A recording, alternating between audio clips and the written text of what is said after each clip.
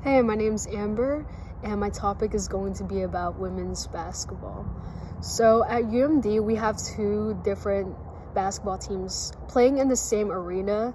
They are from the same school, the same fans, and they have the same resources.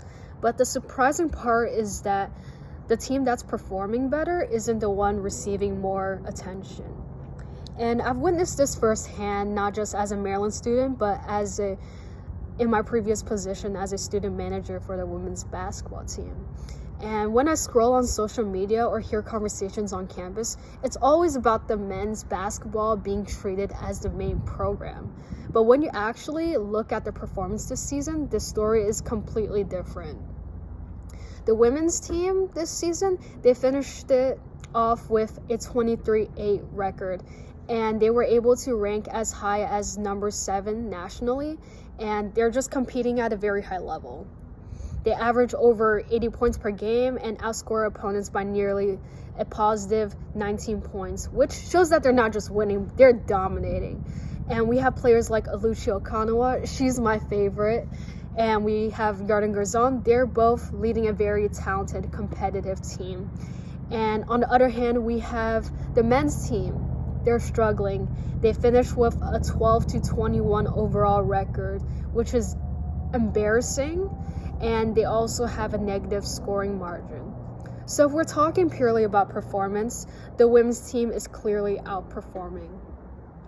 But this is where it becomes more than just sports, because despite that difference in performance, the women's team still receives less media attention, less promotion, and less media coverage. And that raises a bigger question about fairness. Things like the media coverage and marketing don't just happen randomly, they're deliberate choices. And when those choices constantly focus more on men's basketball, even when the women's team is performing better, it really creates an unfair cycle. The women's teams gets less attention, which means fewer opportunities, and then people assume that they're less valuable. Even when they prove themselves on the court, they're still not recognized the same way.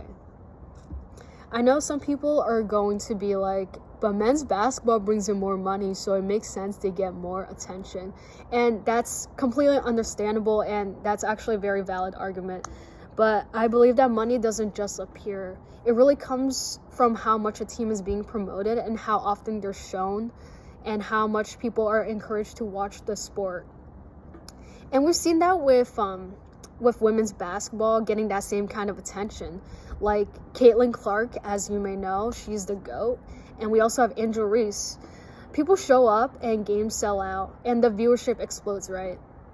So it's not that women's basketball isn't valuable, it just hasn't been given the same chance to grow. So I want to leave everyone with this question. If performance doesn't determine attention, then what does? And more importantly, are we okay with that? Because if we truly believe in fairness in sports, then recognition shouldn't be based on tradition. It should be based on performance.